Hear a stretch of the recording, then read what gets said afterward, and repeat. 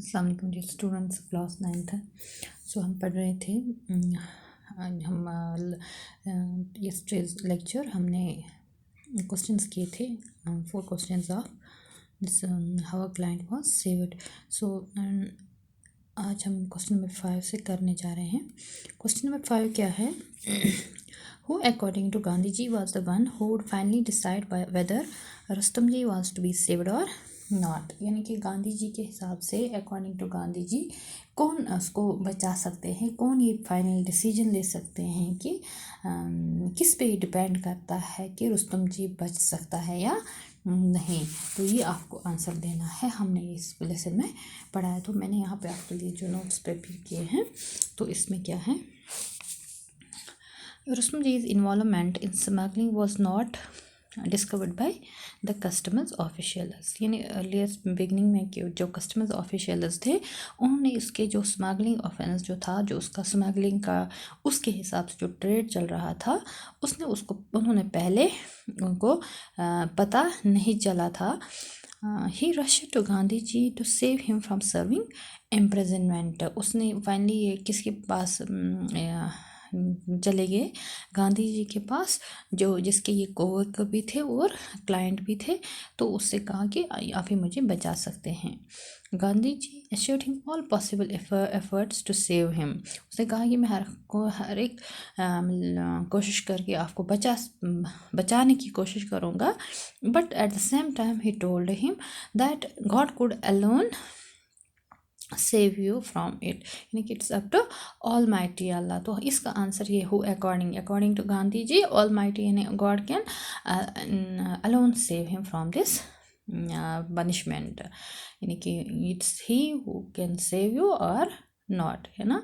तो this is God, ठीक है। तो इसका आंसर ये है। क्वेश्चन नंबर 6 क्या है? Gandhiji and other council differed in the way in which they thought the case ought to be handled. How did Gandhiji and the other council hope to settle the case? Gandhiji thought that the case shouldn't be taken to court. ये भी हमने lesson में पढ़ा है कि गांधी जी के हिसाब से उसने उसे कहा कि ये केस को हम इसको कस्टम्स ऑफिशियल्स केस, मतलब यही है कि वो जो इसको सॉल्व कर सकते हैं, इसलिए मतलब हमें कोर्ट तक नहीं जाना चाहिए। It should be kept up to customs officer to prosecute Rustam ji और लेट हिम फ्री, यानी इसको हम रखेंगे कि द कस्टम्स ऑफिसर जो है वो इसका डिसीजन ले सकते हैं। The other council hoped that the case would be tried by a jury and a neutral jury would acquit Rustam जी। दूसरा काउंसिल जो है जिसका रुस्तम जी के साथ बहुत अकॉर्डिंग टू रुस्तम जी उसके साथ इंटीमेसी थे, उसके हिसाब से वो उसने उसको जरी या नेटल जरी का कह दिया, ठीक है ना। विच seemed quite difficult, जिसका यह है कि रुस्तम जी ने भी उसको अंदाज़ा लगा कि it's difficult, the suggestion of this council is difficult than given by Gandhi ji. Gandhi ji के हिसाब से गांधी जी की जो थी उसने बहुत सही डिसीजन लिया था as compare to other council, ठीक है ना। Question number 7. Gandhiji spoke of 2 penances. What were they? Which of them did Rustomji not have to do? Gandhiji spoke of 2 penances. The first penance was to pay penalty for the crime. The second, यानी कि पहला जो penance था, ठीक है ना, उसके लिए जो गांधी जी हैं उसने उससे कहा कि आपको क्या करना चाहिए, यू हैव टू पे पेनल्टी, ठीक है ना। एंड सेकंड जो है,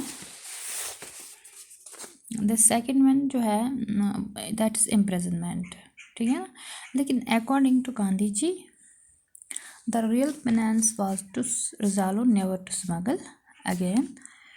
Rustam ji didn't have to be imprisoned because it would ruin his edifice of name and fame, यानी कि what kind of reputation he has gained, वो सब क्या हो जाएगा, that would be at stay according to Rustam ji.